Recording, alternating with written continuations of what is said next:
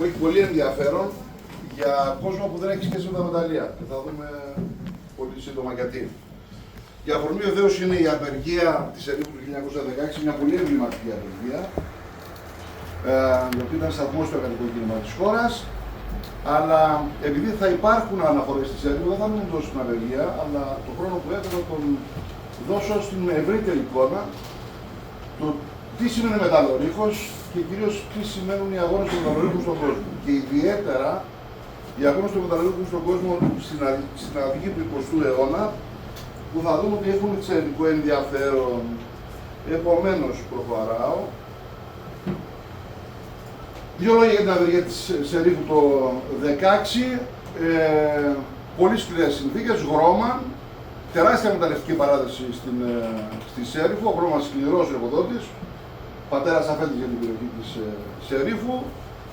Οι εργαζόμενοι σε ασφυξία καλούν έναν έμπειρο συνδικαλιστή να τους οργανώσει. Καλούν εξωτερικό συνδικαλιστή, τόσο πέρα.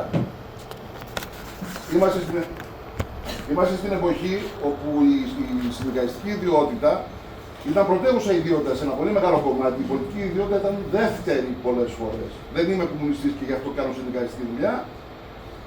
Υπήρχαν στελέχη εργατικά τα οποία είχαν βαθιά εργατική συνείδηση και δίναν βοήθεια όπου χρειαζόταν. Αυτό συνέβαινε σε όλο τον κόσμο. Είμαστε αρχές του 20ου αιώνα.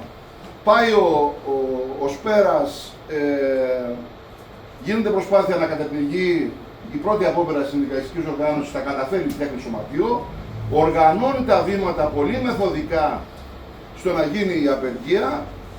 Αυτό είναι αδιανόητο για τον Γρώμαν. Υπάρχει και ένα στοιχείο εγωισμού. Ποιοι είναι αυτοί?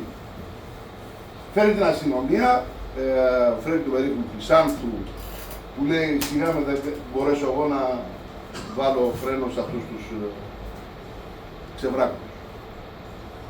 Συλλαμβάνει την ηγεσία, σκοτώνει 5 απεργούς και τον παίρνει διάβολος. Γίνεται ουσιαστικά επανάσταση σε όλη τη Σέριφο. Οι εργάτες καταλαμβάνουν το νησί της Ερήφου. Οι γυναίκες των μεταλλορύφων, τεράστιο ρόλο σε όλο το κίνημα των μεταλλορύφων, επιτίθεται στους αστυνομικούς, τους πετροβολούν, πετάνε τον Χρυσάνθου στη θάλασσα, σκοτώνουν και κάποιους άλλους αστυνομικούς. Τι σωεπατία ήταν αυτή που φέρνει το στρατό και την αστυνομία ενάντια μας? Ο Σπέρας υψώνει τη γαλλική σημαία στη Σέριφο. Ένα πράγμα που δεν πολύ συζητιέται. Και ζητάει βοήθεια από τη Γαλλία ενάντια σε μια χώρα που του φέρνει το στρατό για να καταπλήσει μια εργατική απεργία. Νικάνε. Κερδίζουν το 8ωρο μέσα από μια πολύ σκληρή διαδικασία. Αυτό πολύ συνοπτικά. Αυτό το πράγμα που φαίνεται πολύ εντυπωσιακό και έχει πάρει αρκετή δημοσιότητα, ευτυχώς, είναι μια από τις πιο δυνατές στιγμές της ιστορίας, θα πρέπει κανείς να το δει παράλληλα με ορισμένα πολύ άλλα εντυπωσιακά πράγματα, τα οποία δεν έχουν συζητηθεί με τον ίδιο τρόπο. Μια από τις πιο εντυπωσιακές τέτοιες απεργίες των μεταλλορύχων, η εργατόπουλη του Λαβρίου, φτιάχτηκε ως company town, φτιάχτηκε για να εξυπηρετεί τις ανάγκες της γαλλικής εταιρείας μεταλλίων Λαβρίου, εκεί δηλαδή όμως φτιάχτηκε το εργατικό κίνημα στη χώρα. Αυτή η απεργία, την οποία δεν θα συζητήσουμε σήμερα, ίσως κάποιοι από εσάς να μιλήσαν όταν είχατε κατέβει στο Λαύριο, ήταν η πρώτη μεγάλη απεργία τάξη ενάντια σε τάξη. Γίνεται όταν έχει φτιαχτεί το ιδιώνυμο στην Ελλάδα, όταν έχει φτιαχτεί η ενωτική ΓΕΣΕ, την ωραία διάσπαση, για εμάς που ξέρουμε που διασπάσει, ωραίο όνομα για διάσπαση, το ενωτική ΓΕΣΕ. Έτσι. Και είναι μια από τις πιο σκληρές απεργίες με τεράστια σημασία. Θέλω όμως απλώς να κάνω μια αναφορά σε μια τεράστια σημασία απεργία, η οποία δυστυχώς αρχίζει να ξεχνιέται.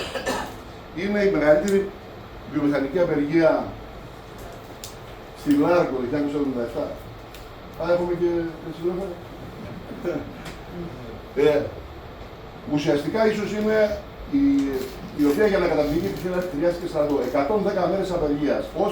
Όσοι από εμάς έστω και λίγο τους ακούμπησε, εγώ είμαι λίγο μικρότερος, έστω και λίγο τους ακούμπησε αυτή η απεργία, αυτή να ξέχασαν. Δεν θα μιλήσουμε για αυτή, θα μιλήσουμε όμως πολύ περισσότερο για τη μεγάλη εικόνα. Και η μεγάλη εικόνα έχει ως εξής. Είμαστε 20ος αιώνας και θα μιλήσουμε για τα χαρακτηριστικά της μεταλλευτικής βιομηχανίας, θα μιλήσουμε για τα χαρακτηριστικά